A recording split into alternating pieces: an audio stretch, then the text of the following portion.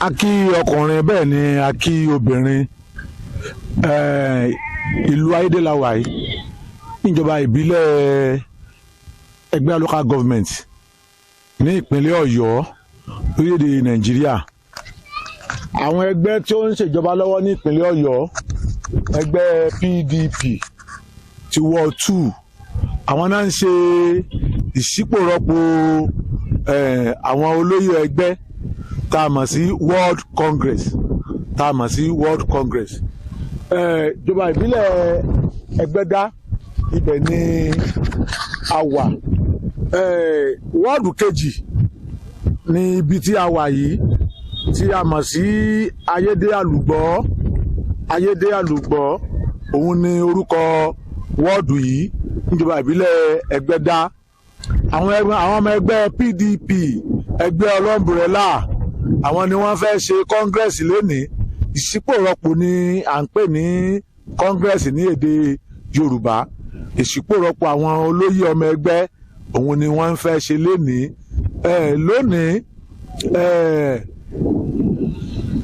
Àwọn ọmọ ẹgbẹ́ wọ́n máa yan àwọn olóyè tuntun tí wọ́n nífẹ̀ẹ́ sí ní ọ̀kọ̀ọ̀kan àti ní èjèèjì léyìí tẹ́ pé kò lè sí wàhálà bẹ́ẹ̀ ni kò lè sí ìjọba kankan. Bákan náà ìlú Ayédè, ìlú Àlùgbọ́, Oyíndọ̀ọ́lá, Sọládèmí, Adéyọyè, Oníléèmọ̀, Ọlọ́bà, Alápàké, Akánkán, Kọ́lọ́kọ́ àti Adéyadí àti àwọn àbámí ló wà ní abẹ́ Ayédè Àlùgbọ́ ní Ward 2 ìjọba ìbílẹ̀ Ẹgbẹ́dá o. Ní àìpẹ́ láti bí ètò ṣe ń lọ bí wọ́n ṣe ń fi ìṣípòrọ́pò àwọn ọmọ olóyè ẹgbẹ́ tá a mọ̀ sí World Congress bó ṣe ń lọ láàmú rí wò nínú àwòrán wa tí ẹ̀ ń wò yìí ẹ ṣe ẹ̀ ń bá wa ká lọ. Gẹ́gẹ́ bí a ṣe ń sọ lọ ẹgbẹ́ People Democratic Party ẹgbẹ́ PDP ní ìjọba ìbílẹ̀ Ẹgbẹ́dá local government ní Ward 2 wọ́n ń ṣe ìṣípòrọ́pò àwọn olóyè ẹgbẹ́ tá a mọ̀ sí World Congress ní Ward 2 Ayédè Àlùgbọ́ Kọ́lọ́kọ́ Ward 2 òun ni àkọ́rí orúkọ wọ́ọ̀dù yẹn ní abẹ́ gómìnà wa lọ́la wa jùlọ ẹnjìnìà Olúwaṣèyí Mákindé ni ó jẹ́ gómìnà ìpínlẹ̀ Ọ̀yọ́. Kọ́ngírẹ́sì ń wáyé pẹ̀lú àlàáfíà bẹ́ẹ̀ ni kò sì sí ìjà bẹ́ẹ̀ ni kò sì sí ẹ̀tanú kankan gbogbo ẹ̀ lọ lẹ́nu rọ̀wọ́rọ̀sẹ̀ ni bí ẹ ṣe wà lójú àwòrán yìí bí ètò bá ṣe ń lọ a ó mọ̀ jẹ́ kí ẹ gbọ́ bó ṣe ń ṣẹlẹ̀ ẹ sì máa wò nínú àwòrán wa.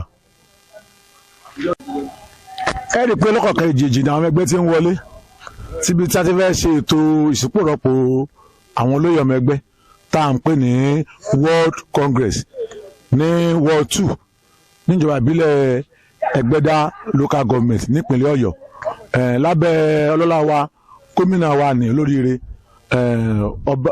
ẹnjìnìà Olúṣèyí ọmọ Mákindé. Láàpẹ́ àmọ́ bèrè ìbéèrè àwọn tó jẹ́ akíkanjú ògbóǹtarìgì ọmọ ẹgbẹ́ kọ̀ọ̀kan tí wọ́n wá síbi ètò ìṣípòrọ́pò náà ẹ ṣé.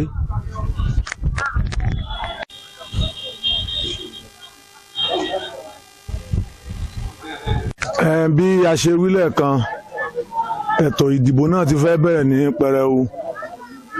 Àwọn tó jẹ́ alákòóso fún ẹgbẹ́ PDP ní Ward 2 ní ìjọba ìbílẹ̀ Ẹgbẹ́dá ní ìpínlẹ̀ Ọ̀yọ́ wọ́n ti ń pe àwọn ọmọ ẹgbẹ́ fún bí wọ́n ti fẹ́ bẹ̀rẹ̀ ètò wọ́n fẹ́ ṣe ìṣípòrọ́pò àwọn ọmọ ẹgbẹ́ wọn là ń pè ní Congress òun ni wọ́n fẹ́ bẹ̀rẹ̀ báyìí. Ìṣípòrọ́pò àwọn ọmọ ẹgbẹ́ àwọn olóyè ẹgbẹ́ yòówù ní ẹbẹ ṣe àwọn là ń wò yìí. PDP ìwà náà ló ìyá yìí bá a sọ fún ẹni ẹkún mi. ìyá ẹ bá a bọ́ sí àgbàbọ́sẹ̀ ọkọ̀ ìgòkè wọn lọ.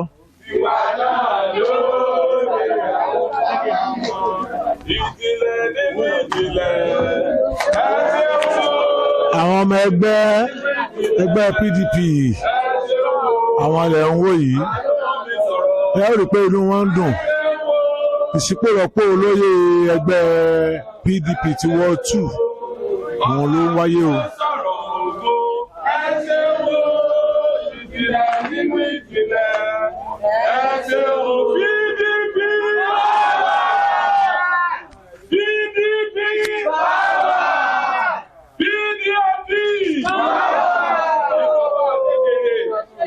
Ìjọba àṣẹjèrè. Ṣé yí ẹ̀dá?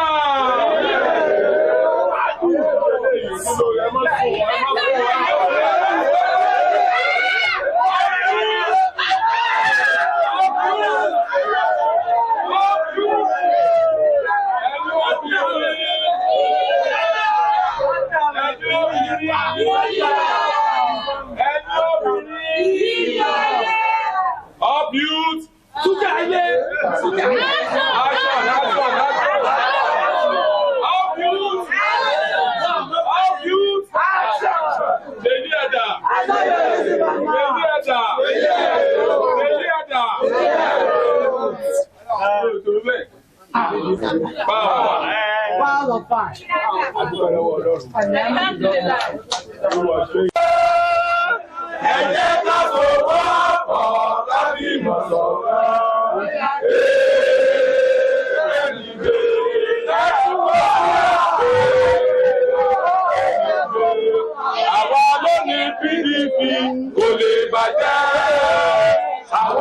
A ó rí i pé inú àwọn ọmọ ẹgbẹ́ bá ń dùn fún ètò tí wọ́n ń ṣe lónìí wípé kò sí ìjà bẹ́ẹ̀ ni kò sí wàhálà.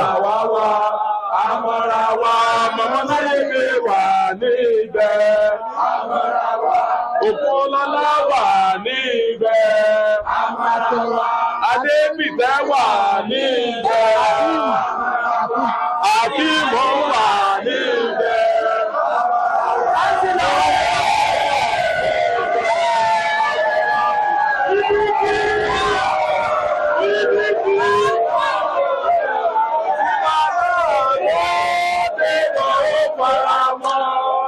Tiwa náà lóde ẹ̀ ó fara mọ́.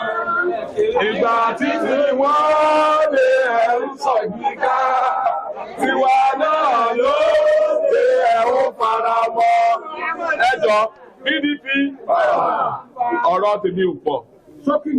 Ọ̀rọ̀ tèmi ò pọ̀. Àwọn àgbàlagbà máa ń sọ pé tí ò bá sí àná kò lè sóní, tí ò bá sí òní ọ̀tọ́la. Ọlọ́run ní jẹ́ kí á kú ń bẹ̀ báyìí. Ìfẹ́ mo fẹ́ rọ gbogbo wa pàápàá jùlọ àwa tá a jẹ́ irọ̀ àwọn ọ̀dọ́ ẹ jọ̀ọ́ ẹ já gba àlàáfíà láàyè. Ogun ti mí o láàrin àwọn obìnrin kógun ó ṣe kí ni, láàrin àwọn ọ̀dọ́ kógun ó ṣe kí ni, láàrin àwọn bàbá kógun ó ṣe kí ni, lábẹ́ màmá ní ayédè ogun ti ṣe kí ni. Mama o Olúwa jẹ́ màmá mama o Olúwa dá màmá sí fún wa PDP.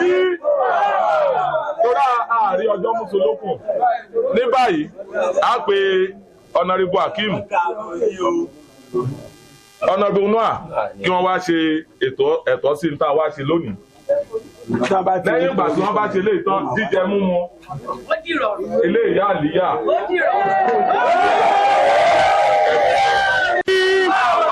PDP.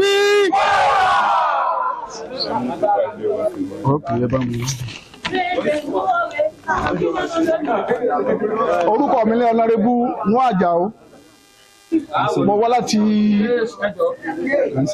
councillor ward 2 Ẹgbẹ́dá local government. Ẹ jọ̀ọ́ àwọn tá a bá pe orúkọ wọn ní ìsìn.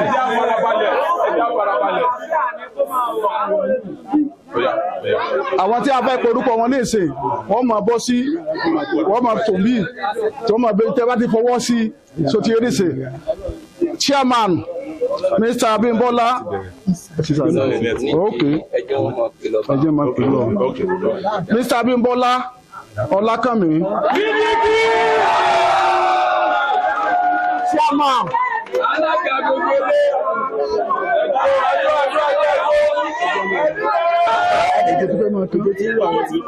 Vice Chairman Honorable Ahmed Abimbola. Secretary Wasiu Ogunsakin.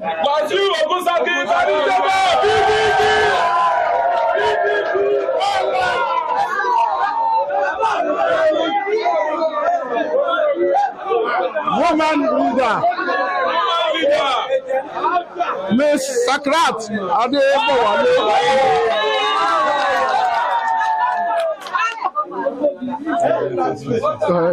Youth leader Jonathan Solademi. Youth leader. Legal adviser Olabaliji Abibade. Auditor Adeleke Grace Adesina.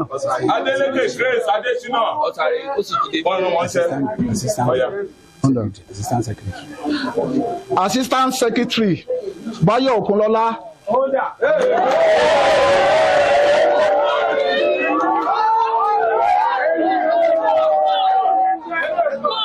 Auditor Adeleke Grace Adesina.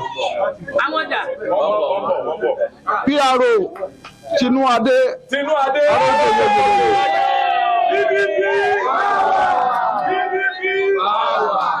Organizing Secretary Dayo Ọ̀nàọlápọ̀.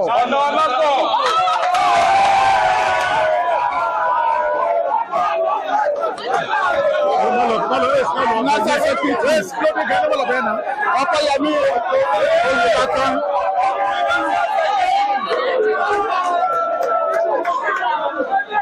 Kẹ́sọ̀rọ̀ Akínrìnàdé Adéníkẹ́.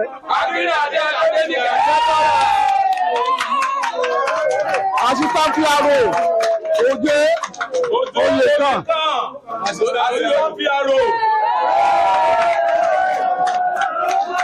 Ẹ̀sọ́ ofisiẹ́ Asimiyu Oyèlọ́wọ̀.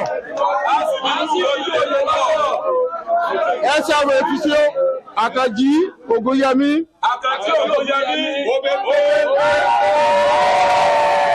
Ẹ̀sọ́ ofisiẹ́ Deyo Adepegba. Ẹ̀sọ́ ofisiẹ́ Matthew Adeleke.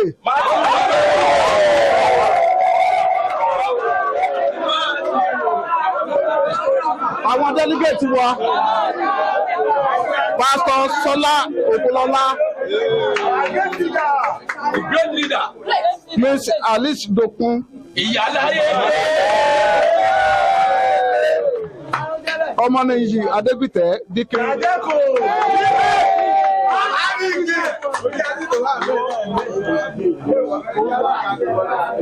Adúpẹ́ ní ọwọ́ Ọlọ́run. Adúpẹ́ ní ọwọ́ Ọlọ́run. Ẹ jẹ́ ká kọjú síbí ẹ̀yin ESCO wa. Ẹ rí, ó ṣe pàtàkì fún wa kí a fi àṣẹ ẹgbẹ́ lélẹ̀ lónìí. Léyìí tí a ti ṣe, ẹ rí pé àwọn agbófinró wọ́n wà ń bí, àwọn civil defence operation boss. Bákan náà, àwọn INEC wọ́n wà ń bí, àwọn oníwèé ìròyìn àwọn náà wà ń bí. Eléyìí la fi ń ṣe àpẹẹrẹ pé tí a ṣe níbí lónìí, òfin ṣe kí ni? Òfin ti dé tí ẹnìkan kò tún gbọdọ̀. Àwọn tí wọ́n yàn yìí nípa orí ọ̀fẹ́ Ọlọ́run kò ní jẹ́ sí tí ìkú. Bàtọ̀ fọ̀ wọn à ní bọ́ sílẹ̀. Ẹ tètè máa bá wọn dáwọ́ ẹ̀jẹ̀ owó omi owó gbá kò ní jẹ́ fẹ́. Lágbára Ọlọ́run màmá láyédé ẹ̀mí wọn ó gùn fún wa. Ẹ rí pé mo sọ lẹ́ẹ̀kan tá a bá fi ó bàjẹ́. Kò sí ìjà mọ́ o. Gbogbo omi tá a ní local government Ẹgbẹ́dá yìí tá a sojú ward 2 orúkọ wo là ń protect orúkọ wọ́ọ̀dù yìí àwọn leader wa ẹyọ kan ni kò sí ti Paul kò sí ti Tàpólò ìyẹn ní èrè ẹgbẹ́ yóò fi ṣe kí ni yóò fi tẹ̀ wá lọ́wọ́ gbogbo dáadáa tó kùnú ìjọba yìí tí Ṣèyí Mákindé ó ṣe fún wa ń wọ́ọ̀dù yìí látara láti ọwọ́ yín Ọlọ́run jù wá sí wọ́ọ̀dù yìí a ní àní tó a ní àní sẹ́kù àṣẹ ọ̀run sì gùn PDP PDP PDP pásọ̀ àdúrà. lẹ́ẹ̀kan sí ẹ̀yin lẹ́ẹ̀mọ̀ bí ní tí ó ṣe máa wáyé lóòrèkóòrè PRO dà inú mi dùn organizing secretary dà organizing secretary ó ti ẹ̀dá báwọn mobility ẹ̀yin méjèèjì ọ̀sán tòun tálága bá pè yín ẹ gbọ́dọ̀ dá lóhùn PRO ni wọ́n máa fún wa ní information organizing secretary ni wọ́n máa bá wọn bá ṣe máa jókòó ó tètè máa dé woman leader àwọn obìnrin dọ́wọ́ ẹ̀ o Ọlọ́run ó fún ọ sí o òkòwò rẹ lágbára Ọlọ́run àsìkò yìí ṣebí supermarket àwọn èèyàn máa ń sìn Ọlọ́run ó fi ọdẹ level bàbá chájà secretary ẹ má sì wí kọ́ o ẹ ní sí kọ́ o Ọ̀ṣun tó bá ti jẹ́ kó mọ jáde àwọn àpá máa jẹ jáńdọ́ pàdé náà alápàkì abẹ́ẹ̀dì ní ìlọ́rọ̀ ọ̀sọ́ tó pọ̀ Ọlọ́run ọgbà ìbọ̀ sórí kí n sọ kankan apart from àwọn táwa láti ward 2 wọ́n tó recommend ẹ látòkè fún wa láti òkè wọ́n tó recommend ẹ fún wa mi ì tẹ́ni fẹ́ kó o disappoint àwọn tí wọ́n recommend ẹ fún wa ó sì ẹ̀kí recommend ẹ àwọn local government recommend ẹ mi ì tẹ́ni fẹ́ kó o disappoint wọn mà bí wàá sì máa carry everybody along tó bá ní ìdí kẹ́ ẹ ṣe méjì táwọn ò ní mọ̀ ẹ ṣe láàrin ara yín o ESCO meeting yín from time to time kó tó rí pé à ń ṣe meeting general ẹ̀yin ọmọ à ń ṣe meeting ti yín kẹ́ ẹ máa decide tẹ́ bá wa sọ ṣẹ́ẹ̀dẹ̀ this time around gbogbo ohun tí ò tó ń bọ̀ àṣẹ́kù àwọn tí wọ́n wà níjọba wọ́n ti fẹnu kò láti máa tọ́jú ward at every meeting day òun kálukú ọmọ lọlé pẹ̀lẹ́rìn ni àdúrà wo gbà ọ́ ojú òní tí wà ẹ̀yin èèyàn wa dúpẹ́ lọ́wọ́ yín o lórúkọ Jésù Ọlọ́run alágbára dúpẹ́ agbẹ́yìn ga àyìn lógo torí pé ẹ dúró tì wá ẹ jẹ́ kí ìmọ̀ ọ̀tá kó ṣẹlẹ̀ wa lórí Ọlọ́run bàbá Ọlọ́run ọmọ Ọlọ́run ẹ̀mí mímọ́ ẹyọ kan náà nìyí bàbá ẹ wá jọba níwọ̀dù ju ti tẹ́lẹ̀ lọ ẹ wá jọba níwọ̀dù a ti mọ̀ pé a ti di ọ̀kan láti wákàtí lọ àwọn ẹ̀mí tí máa ń tú ìjọ ká ẹ má jẹ́ ní báyìí ètò sípòrọ̀pọ̀ àwọn ọmọ àwọn olóyè ẹgbẹ́ PDP ní ward 2 ìjọ ìbílẹ̀ Ẹgbẹ́dá ó ti wáyé kò sí ogun bẹ́ẹ̀ ni kò sí ọ̀tẹ̀ ẹ rí i pé gbọ̀ngàn ní rọwọ́rọsẹ̀ ni bẹ́ẹ̀ ni kò síjà ìṣe òye. Bàbá ẹ̀kọ́ àtàrọ̀ ẹ̀kọ́ dásìkò yìí. kí ni orúkọ yìí. Orúkọ mi ni Mr. Ọlákànmí Abímbọ́lá. ipò wo lẹ dìbò nínú ẹgbẹ́ PDP ní ward 2. Alága ẹgbẹ́ PDP ní Ayédè Àlùbọ̀ Kọ́lọ́kọ́ ward 2. bàbá báwo ni ọkàn yìí ṣe yí lẹ́nìí. Inú mi dùn púpọ̀ pẹ̀lú àwọn gẹ́gẹ́ bí ẹ ṣe yàn mí àti pé àwọn tí wọ́n ní rẹ́kọ́mẹ́ndì pé gbogbo èèyàn lọ sọ dáadáa ń pa àgbẹ̀ inú mi náà dùn. bàbá ẹgbẹ́ PDP ṣẹgbẹ́ tí nìkan ní àbẹ̀wò gba ọmọ ẹgbẹ́. ẹgbẹ́ gbogbo wa ni àjọṣe tó wà nílẹ̀ ní agbára èmi nìkan ọ̀ka gbogbo wa lájọjọ máa ṣe ètò rẹ̀ bó sì máa lọ dáa. ṣé igun tó fara mọ́ Ṣèyí Mákindé àbí igun tó tako Ṣèyí Mákindé? gbogbo wa lájọ fara mọ́ gómìnà wa Olúwaṣèyí Abíọ́dún Mákindé. alága local government ń kọ́ sẹ́ ń tako ní abẹ́ ìfarahàn o ọ̀rẹ́ ni ẹ jẹ́ bàbá ni ẹ jẹ́ sí a olórí ni ẹ sì jẹ́ sí a Honorable Síkírù Sàǹdà Olóyèdé. ìjọba tó ń bọ̀ ní 2027 ipò wo lẹ fẹ́ kí ẹgbẹ́ PDP mú lórí orílẹ̀-èdè Nàìjíríà? àdúrà tá à ń gbà náà ni kí a control Nàìjíríà ká control gbogbo the whole country ká sì tó control state. kẹ́ẹ̀gbẹ̀jọba federal kẹ́ẹ̀gbàrẹ́ àtàwọn sẹ́nẹ́tọ̀ yìí náà kan wọlé bákan náà ni kí àwọn rẹ́pì náà wọlé tẹ́bá dìbò kánsẹ́lọ̀ kó wọlé gómìnà yìí náà wọlé pèsè wà ní pẹ́ẹ́nu yín ń dùn lónìí ẹ̀ṣẹ̀dá fúnjọba Ṣèyí Mákindé.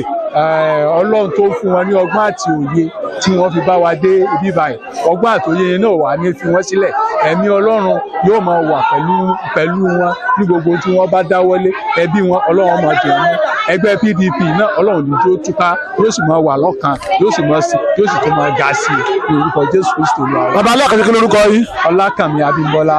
lára àwọn lídà yìí ni wọ́n tú ẹ bá dákọ̀ bíi méjì nù wọn.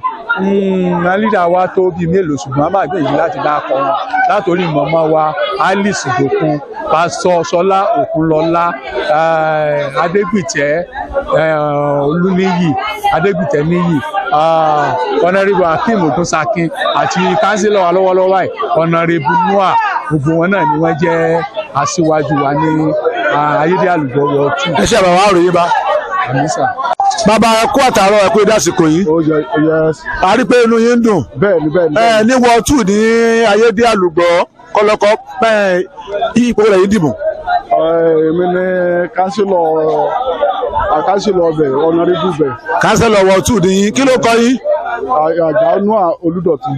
ntẹ wá ṣe ń bílẹ̀ nípa ìṣípòrọ́pò àwọn olóyè ẹgbẹ́ tọ́tìlù tuntun ṣé pé ẹ̀yin náà lo màkàrúrù pé abẹ́ lu agbára yín sí lórí. rárá o àwọn tó yẹ tí wọ́n gbẹ́gbẹ́ dúró tí wọ́n sì ń wá tí wọ́n jẹ́ akọni ní wọ́ọ̀dù tí wọ́n jẹ́ pé wọ́n lè ṣiṣẹ́ àwọn láyàn kìí ṣe pé àwa ká yẹra wọn gbogbo agbègbè abúlé gbogbo tó wà lágbègbè. orúkọ tí ẹ kà fún wa lẹ́ẹ̀kan ṣé ẹ ti dìbò kẹ́ tó máa kà ní abẹ́ kẹ́ mú lórí ni. rárá o. ṣé ẹ dìbò ni. ẹ dìbò ẹ wá rí pé àwọn tó pe gé àwọn tó gbégbé orókè. bá a ṣe ń pè é ni lẹ́ẹ̀kan sí kí lorúkọ yín. orúkọ mi ni Honorable Noah Àjàó. ọ̀dà àmọ̀rí yín bá ẹ ṣe.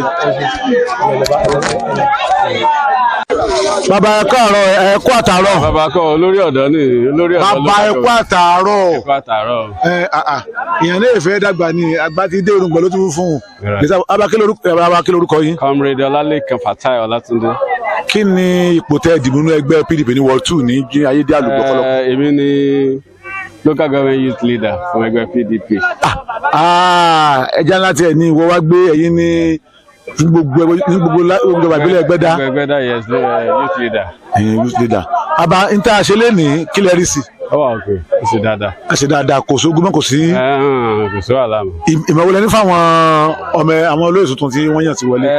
ìmọ̀ràn tí mo ní fún wọn ni pé kí wọ́n rí ipò wọn gẹ́gẹ́ bí ìpè láti wá ṣiṣẹ́ àti lájẹ́ kí ẹgbẹ́ PDP kó mú kí àgbà.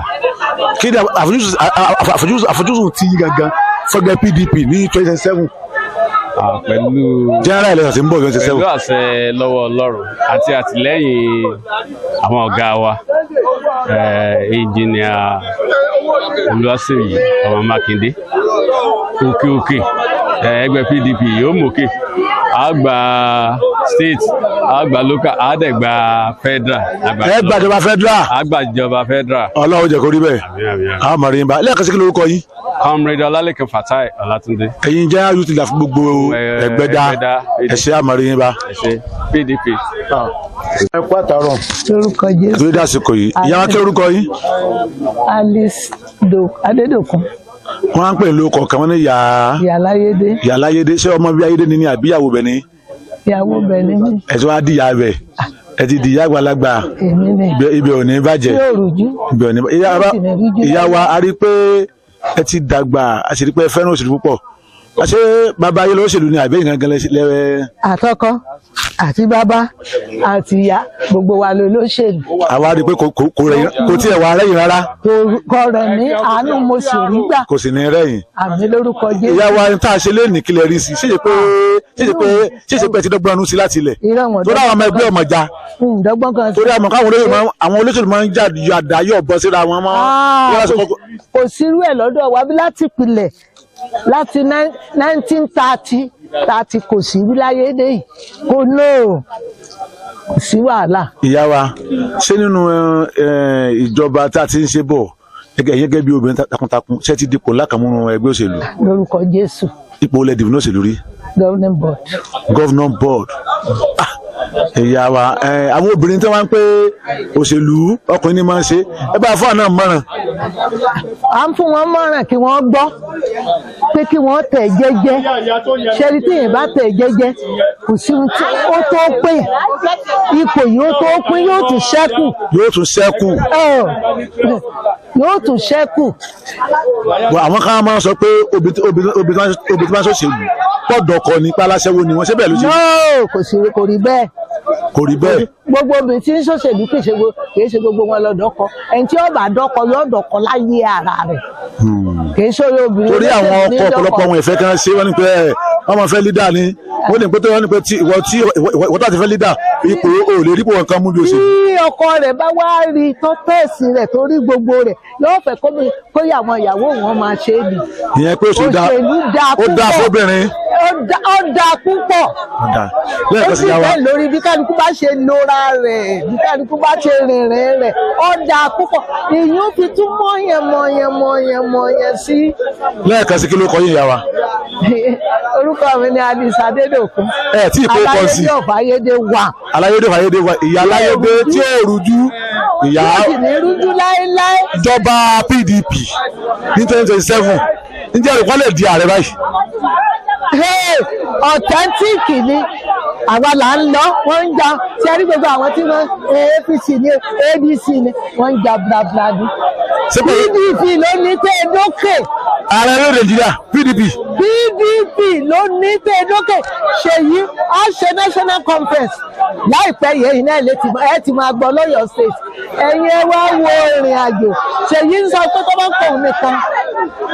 kóhun nìkan PDP lòun. fún Nàìjíríà PDP lòun. ìyá wa àwọn ọmọ rẹ bá ẹ ṣeun ẹ bá jà àṣẹ wà. lórúkọ Jésù wọ́n rí yín lórí pọ́ọ̀tì gbáàgì níwà lọ́wọ́ àwọn lórúkọ.